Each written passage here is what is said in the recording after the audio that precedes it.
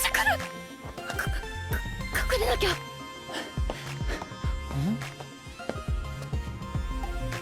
お願い、そのまま通り過ぎて。おはよう、お隣さん。眩しい。 What's going on, my friends? Today we are talking about Let's Play episode number 2. This was, and it goes by Let's Play Quest-darake Know My Life. Okay, that's the whole entire anime name, but we're talking about episode 2, and I was worried going into this one because I thought episode 1 was some buns. You know what I mean? Like, I thought episode 1 was just like not very good and let me down a little bit, you know, because I thought it was going to be a much better show than that.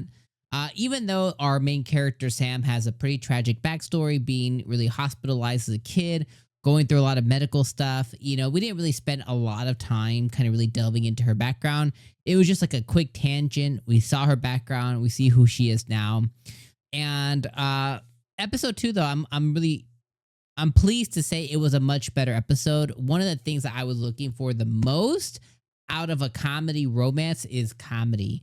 And for some reason, most anime fail at this, is they will be labeled a comedy romance, but then just not be funny.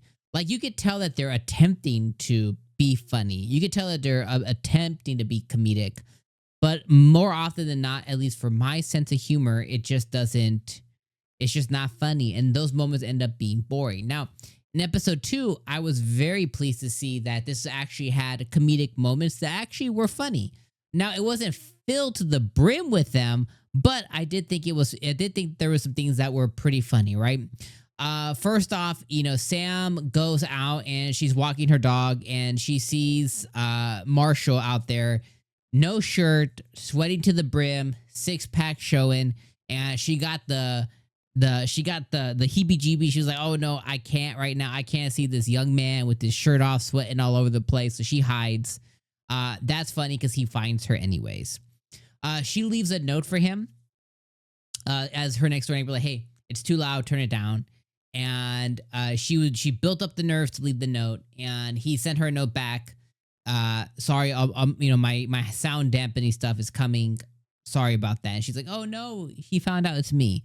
It might not sound like it me expressing it, but that was a funny moment. So I thought that was a pretty funny moment as well too. They show her art for the first time, so she's not a good drawer, but like she doesn't have a good drawing ability. They showed her drawing on the computer, and that was funny because there was like stick figures. I thought that was a pretty funny thing.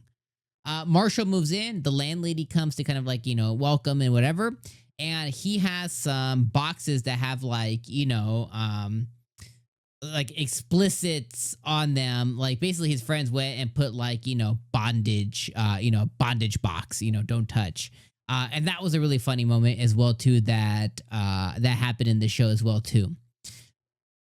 I have to say those are the funny moments. I guess you could say there was one more. There's a moment where Sam is imagining herself, you know, punch him and do all kinds of stuff. That didn't hit for me, but I could see some maybe laughing at that as well too. So regardless, the efforts bore fruit this episode to where they attempted to be funny, and I think most of those moments hit this episode. Now, with that being said, is I will say it's still under the package of it's still kind of boring, you know? I don't know. It's pretty mild, you know? I don't know if it's going to end up being a bombastic, you know, really big show. This one kind of reminds me of, there was another comedy romance that also wasn't really that funny, where this girl got, basically there's this guy who, he's not a streamer, but he's like a professional MMO player, and he's younger than her, and I forget what it was. Comedy romance.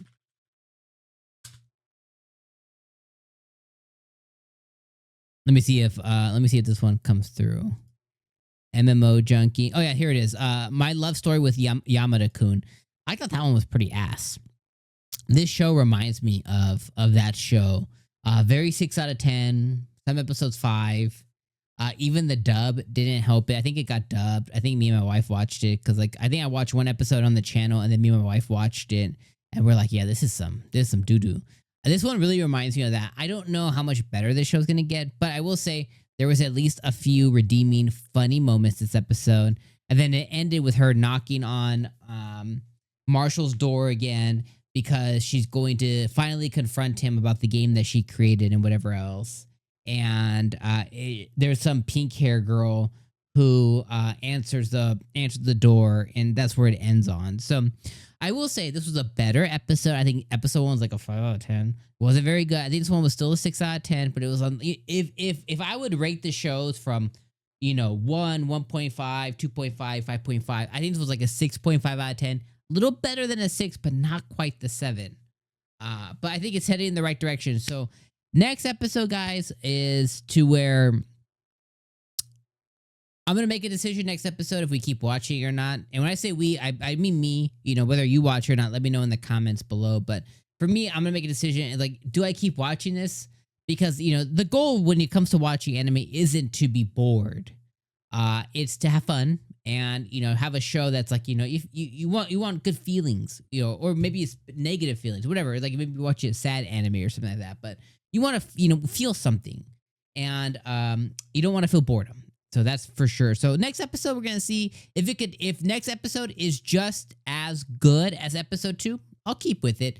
But if it dips back down, next week, we're going to see if the comedy hits. As long as it makes me laugh a few times, a handful of times each episode, that's all I need. So let me know what you guys thought in the comments down below. Let me know the good, the bad, the ugly, all the good stuff. All right, I'll see you guys next week for maybe the final episode in episode 3. I'll see you then. Peace.